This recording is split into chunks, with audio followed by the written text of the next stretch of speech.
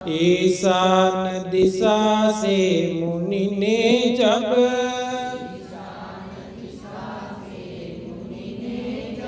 तुम्हें निहारा बोधि राजा,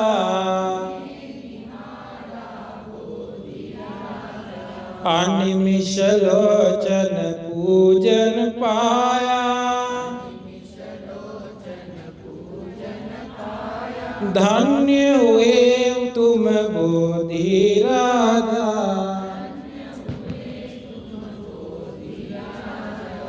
गौतम मुनि की बोधि बनकर पूजित तुम बोधि राजा, श्रद्धा से हम शीश झुकाए, नमन तुम्हें बोधि राजा।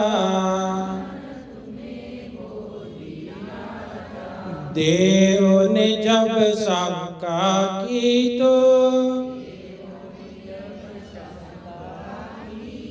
हे पावन बोधि राजा, मुनि ने नभ में जाकर तब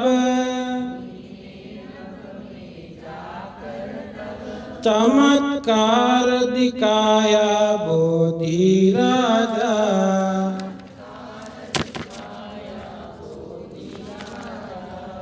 अग्नि और जल की धाराएं बरसी बहा बोधि राजा, उस लीला को देखने वाले